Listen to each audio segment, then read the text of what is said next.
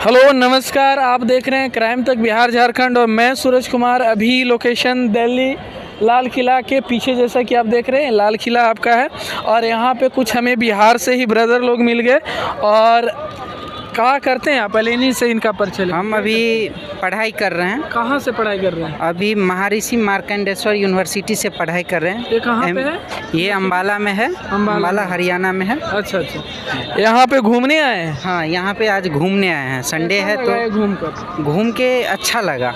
और सबसे अच्छी बात है कि यहाँ पे रामलीला धार्मिक कमेटी है और कुछ हमारे हिंदू धर्म का यहाँ पे अच्छा सा वो चल रहा है, रामलीला चल रहा है। बगल में हमारा दुर्गा पूजा को लेके जो चल रहा है मेला, ये बहुत अच्छा है। बहुत एक अपने धर्म को लेके दिल को हाँ जागरूकता आ रहा है और अपने आप को लग रहा है, एक प्राउड फील हो रहा है कि हम भारतीय हैं, हम हिंदू धर्म से हैं। और हमारे लाल किला जैसे जगह पे हमारा रामलीला हो रहा है तो बहुत खुशी होता है इससे। जगह भी बहुत जबरदस्त है, अपना जबरदस्त ऐतिहासिक जगह है, धर्म का प्रचार हो रहा है एकदम। अच्छा, अभी आप बिहार से हैं और बिहार में 2 लगातार चुनाव है और अब आपका विषय क्या है? मेरा विषय है मार्केटिंग। मैंने MBA किया हुआ है। MBA कर रहे हैं तो मार्केटिंग विषय है तो भाई मार्केटिंग तो हर जगह हो जाता है, चाहे वोट का मार्केटिंग हो, चाहे आपका अर्थ का मार्केटिंग हो, मार्केटिंग हर जगह होता है। अच्छा, अभी जो बिहार में नेता लोग कर रहे हैं और अभी जातीय जनगणना बिहार में हुआ, आपका मार्केटिंग क्या कर रहा है कि ये मार्केटिंग हो रहा है या सच में आर्थिक सुधार के लिए व्यवस्था किया जा रहा है? देखिए, आज के डेट में मैं बिहार का बात करूं तो वहाँ पे सिर्फ मार्केटिंग हो रहा है और कुछ नहीं हो रहा है। वहाँ पे हमें सिर्फ बुर्बक बनाया जा रहा है, हमें बेवकूफ़ बनाया जा रहा है। हमें आज जातिगत जनगणना करवा के, नहीं, आप जातिगत नहीं, आर्थिक जनगणना करवाइए। आर्थिक आधार पे अगर आपको आरक्षण लाना है, आर्थिक आधार पे आरक्षण लाइए।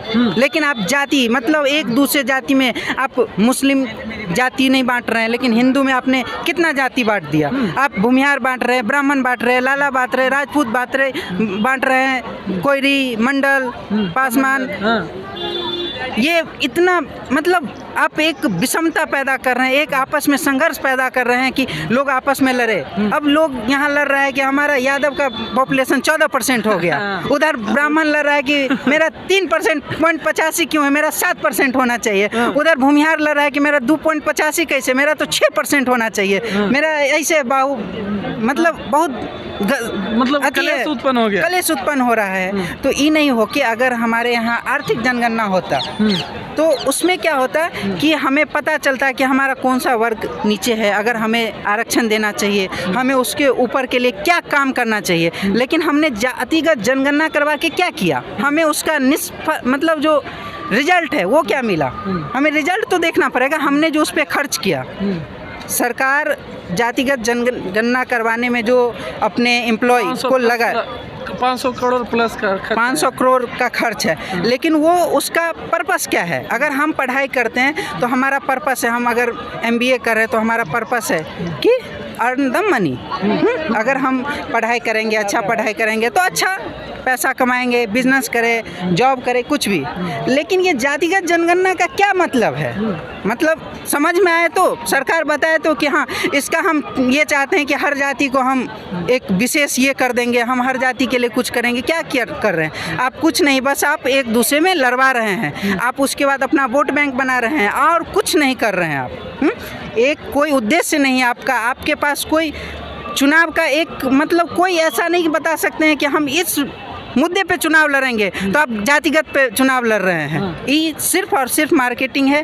और हमें बिहार में एक ही बात समझाया जाता है बिहार के लोगों को कि तुम बेवकूफ़ रहो, तुम अनपढ़ रहो, तुम गंवार रहो। क्योंकि अगर तुम गंवार रहोगे तब तुम्हें RJD को, जदयू को, BJP को, ये जो भी पार्टी है, ऐसा मैं नहीं कह रहा कि BJP अच्छा है, जदयू अच्छा है, RJD अच्छा है, LJP अच्छा है, कोई अच्छा नहीं है। क्योंकि कोई मुद्दे का बात नहीं करता है। आज यूपी में 33 लाख करोड़ रुपए का एक इन्वेस्टमेंट आया है, लेकिन बिहार में 33,000 का इन्वेस्टमेंट नहीं आ रहा है। बिहार में एक कंपनी लगाने के लिए लोगों को सोचना पड़ रहा है। क्यों? जातीय जनगणना होने के बाद अब इन्वेस्टमेंट बढ़ जाए बिहार में? इन्वेस्टमेंट कहाँ से बढ़ जाएगा बिहार में? जातीय जनगणना जो हो गया, जातीय जनगणना से क्या इन्वेस्टमेंट आएगा? जातीय जनगणना से कहाँ से इन्वेस्टमेंट आएगा?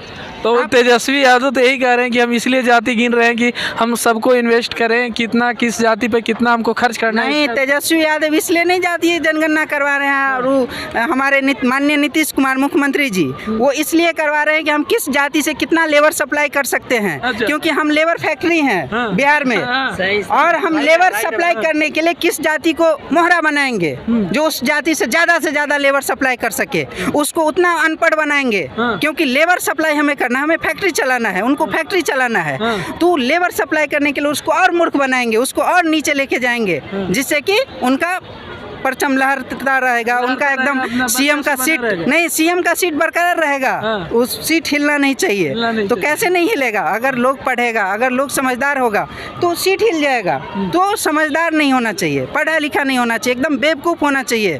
अच्छा, अभी जिस तरीके से चुनाव का मुद्दा हिंदू पे आ गया है और हिंदू को गाली दिया जा रहा है, और हिंदू के ही गाली दे रहा है, और इस तरह से दो हिंदू हो गया, एक सनातनी हिंदू हो गया, एक केवल हिंदू हो गया। तो आप कौन से हिंदू हैं? नहीं, हम सनातनी हिंदू हैं। और हम एक बात हमें समझ में नहीं आता है कि जो भी आदमी हिंदू को गाली देता है, मतलब एक तो हिंदू में ही दिक्कत है।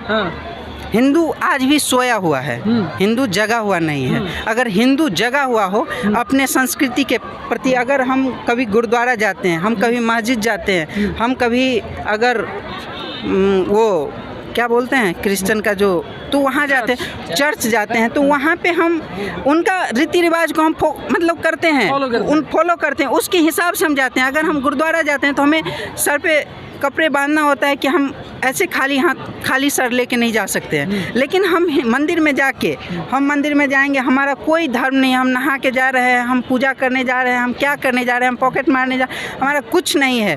हम अपने धर्म का मजाक बना रहे हैं हम। और सबसे बड़ी बात है कि हमारे अपने जो पूर्वज हैं, हमारे जो माता पिता हैं, वो इस रास्ते पे नहीं, वो हमें समझा नहीं पा रहे हैं कि अपने धर्म के प्रति जागरूक हो, अपने पूजा करो, कल्चर को नहीं संभाल पा रहे हैं, संस्कृति को नहीं संभाल पा रहे हैं। अगर वो हमें समझाएंगे, वो हमें सिखाएंगे, हमारे जो पूर्वज है, हमारे जो अभी प्रेजेंट में हमारे जो पेरेंट्स हैं, वो हम उनको समझाना चाहिए, अपने बच्चों को बताना चाहिए कि हिंदुत्व क्या है। हिंदू को हम जिंदा रखने के लिए मतलब एक जागरूकता होना चाहिए।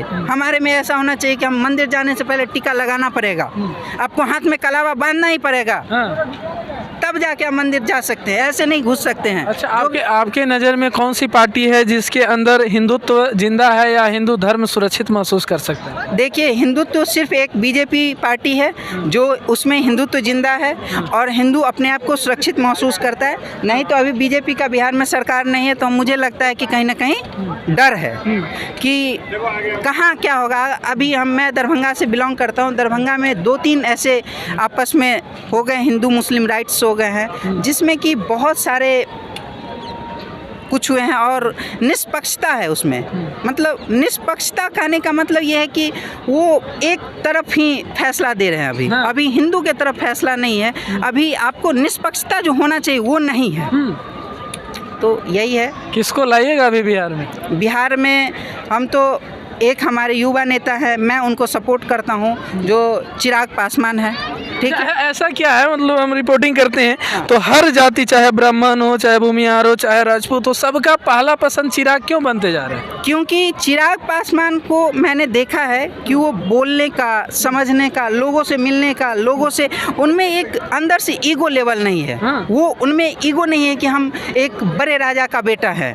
ठीक है। हमारे तेजस्वी यादव जी हैं माननीय उप मुख्यमंत्री, उनमें ये लगता है उनको कि हम राजा का बेटा राजा हैं। लेकिन चिराग पासवान में ये नहीं, वो लोगों से एक कनेक्टिविटी बनाते हैं, एक मतलब जनता से मिलते हैं, अपने फील्ड में घूमते हैं। वो हमेशा कहीं ना कहीं हमारे यहाँ कभी दरभंगा, समस्तीपुर, मुजफ्फरपुर, हाजीपुर घूमते रहते हैं। वो सासाराम, खगड़िया, हर जगह उनका कहीं ना कहीं रैली, कहीं जाना, कहीं आना, उनका एक सही मोटो है। उनको विकास पे बात करते हैं, वो युवा का डेवलपमेंट पे बात करते हैं, स्किल डेवलपमेंट पे बात करते हैं। लेकिन वो खुद ही एक युवा नेता है, पढ़े लिखे आदमी हैं।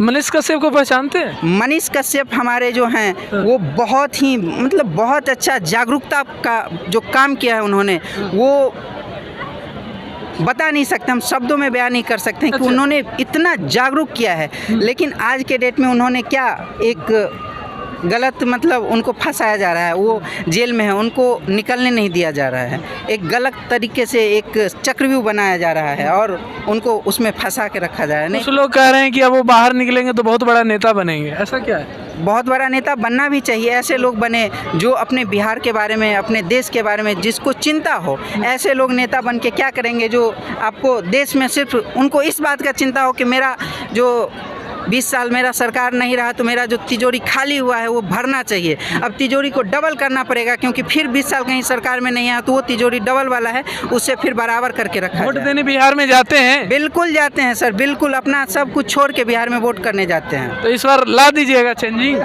चेंजिंग हमारा प्रयास है कि बिहार में चेंजिंग होना चाहिए। बिहार में ऐसे युवा को आप वोट, युवा नहीं, ऐसे सरकार को वोट दीजिए जो आपके हित में काम करे। आप हिंदू मुस्लिम, मैं तो ये हिंदू मुस्लिम नहीं मानता, मैं कहता हूँ सिर्फ और एक सिर्फ विकास होना चाहिए और कुछ नहीं।